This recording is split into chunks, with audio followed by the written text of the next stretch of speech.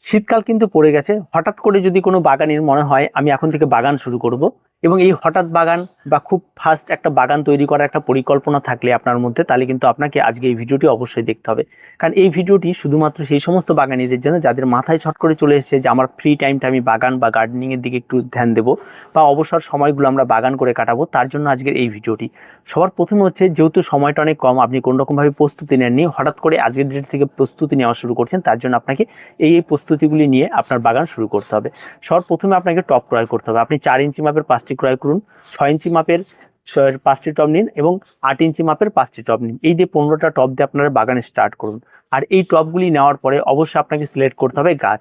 এই যে নিচে যে 5টি গাছ আপনারা টব নিয়েছেন, এই 5টি গাছের জন্য আপনারা যে গাছগুলি সিলেক্ট করবেন সেটা হচ্ছে এই 5টি গাছ টবের মধ্যে আপনারা 4 ইঞ্চি মাপের টবের জন্য অবশ্যই আপনারা এখানে দেনথাস লাগাতে পারেন, যেটা অত্যন্ত ভালো। এবং এই 4 ইঞ্চি মাপের টবে খুব সুন্দরভাবে বের হতে পারে। স্টক এবং দেনথাস এই দুটো কিন্তু এই সমস্ত টবগুলির মধ্যে লাগাতে পারেন। এই যে 6 ইঞ্চি মাপের টবটি চলে আসলে, 6 ইঞ্চি মাপের টবের জন্য আপনারা ইনকা গাঁদা আপনারা লাগাতে পারেন, যেটা অত্যন্ত ভালো। এবং এই 6 ইঞ্চি মাপের টবে এই গাছটি সবচেয়ে বেস্ট হয়ে থাকে। যদি আপনি না থাকে, আপনি ক্যালেন্ডরে লাগাতে পারেন, বা অনেক কিছু গাছ রয়েছে সেগুলি 6 ইঞ্চি মাপের টবে লাগাতে পারেন। এবার যে 8 ইঞ্চি মাপের টবগুলো, সেই 8 ইঞ্চি মাপের টবগুলিতে আপনারা ডালিয়া লাগাতে পারেন, যেটা শীতকালীন প্রত্যেকের খুব পছন্দের একটা ফুল, এবং সেই ডালিয়া কিন্তু আপনারা সেখানে লাগাতে পারেন। তাহলে আপনি খুব কম গাছ নিলেন এবং 3 ধরনের গাছ দিয়ে স্টার্ট করলেন, খুব সহজ পরিচর্যার এই সমস্ত গাছগুলি, এবং তাতে কিন্তু আপনি রেজাল্ট অনেক ভালো পাবেন, এবং আপনার আত্মবিশ্বাসটা অনেকটা বেড়ে যাবে। আগামীতে আপনি অনেকটা বেশি করার সাহস নিতে পারবেন। এবার আসবে আপনার মাটির মিশ্রণ।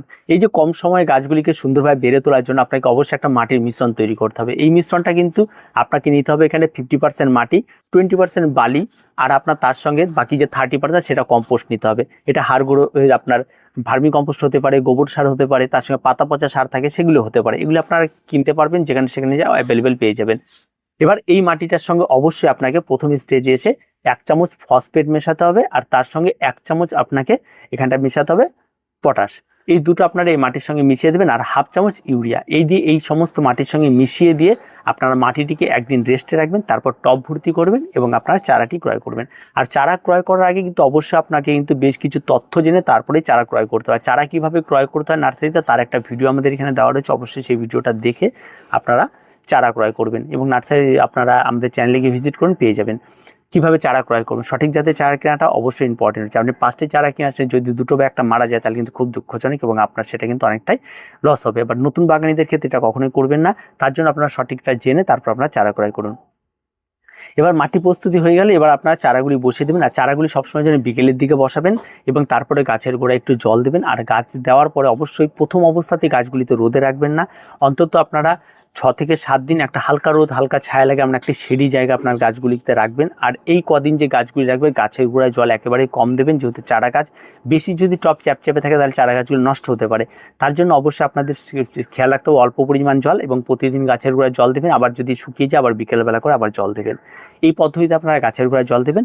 আর গাছের গোড়ায় জল দিতে হলে অবশ্যই আপনাকে প্রতিদিন সকালে দিতে হবে, আর নাহলে বিকেলে দিতে হবে। শীতকালীন বাগানের ক্ষেত্রে সকালে গাছে জল দেওয়া সবচেয়ে বেস্ট একটা পদ্ধতি।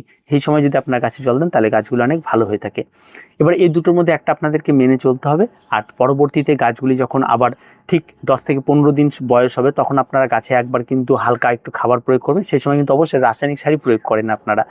যদি না পারেন তাহলে আপনারা জৈব খাবার তৈরি করে নিন।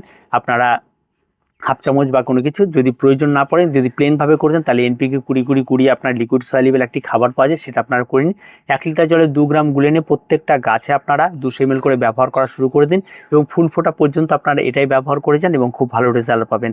আর তেমন কোনো ঝামেলা থাকবে না। আর এতে কিন্তু খরচ অনেক কম হবে। আপনার একবার 1 প্যাকেট খাবার কিনতে গেলে হয়তো 250 থেকে 300 টাকা পড়বেন, সেটা আপনি 3 থেকে 4 বছর আপনি ব্যবহার করতে পারবেন।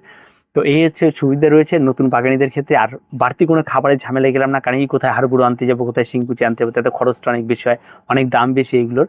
তো এই সিম্পল প্রসেসে আপনারা বাগান করতে পারেন। আর যদি আপনার সেখানে খাবার দাও তাতেও অসুবিধা, আপনার খোল কিনানো সরিষার খোল, সেই সরিষার খোল আপনারা ভিজিয়ে রাখুন। আপনারা ভিজিয়ে রেখে তার থেকে পাতলা করে 1 লিটার জলে অন্তত অল্প পরিমাণ খোল দিয়ে পাতলা করে আপনার গাছে ব্যবহার করতে, এটা প্রতি সপ্তাহে আপনারা ব্যবহার করে যান। আর যখনই ব্যবহার করবেন, যেদিন ব্যবহার করবেন, তার যদি সকালে ব্যবহার করেন, বিকেলে গাছটির গোড়াটা নিড়ানি দিয়ে নেবেন। এই পদ্ধতি আপনারা মেনটেন করে আপনারা সরিষার খোল দিয়ে একটা সুন্দর বাগান তৈরি করে ফেলতে পারেন। আর কোনো কিছু ব্যবহার করতে হবে না। এই সরিষার খোল কিন্তু গাছের বিরিয়ানি শীতকালী বাগানের জন্য। তবে হ্যাঁ, একেবারে গাঢ় করে ব্যবহার করা যাবে না, একদম পাতলা ট্যালটালা করে 1 লিটার জল নেবেন আর সামান্য একটু দিয়ে একদম যাতে জলের কালারটি একটু চেঞ্জ হয়েছে এমনভাবে নিয়ে তাতে আপনারা ব্যবহার করতে পারেন। আর খোল পচা জল ব্যবহার করলে একটা দুর্গন্ধ হবে, তার জন্য অল্প পরিমাণ ব্যবহার করবেন। আর যেটার মধ্যেই খোলটাকে পচাবেন সেটা যেন একটা মুখটা বন্ধ করার ব্যবস্থা থাকে, সেটা কিন্তু খেয়াল রাখবেন। আর খোল পচা জল যদি অনেক দিন হয়ে যায়, পুরনো হয়ে যায়, তার মধ্যে পোকা হয়ে যায়, সেই সমস্ত খোল কিন্তু ব্যবহার করবেন না। অল্প করে ভেজান, 2-4 দিন করে রাখুন এবং তারপর আপনার সেটা ব্যবহার করুন। সবজি পচা জল থাকলেও তাই পোকামাকড় হয়ে গেলে সেগুলো ব্যবহার করবেন, আর করলে খুব সীমিত পরিমাণ ব্যবহার করবেন, একই পরিমাণে ব্যবহার করবেন। গাছ আপনার এমনি তত্তরিয়ে বাড়বে এবং প্রচুর পরিমাণ ফুল ফল ধারণ করবে এবং আপনার গাছ করার আত্মবিশ্বাসটা অনেকটাই বেড়ে যাবে যদি আপনি এই প্রসেসে যদি কাজ করতে পারেন। তো আর কিছু বলার নেই, আজকে এ পর্যন্তই।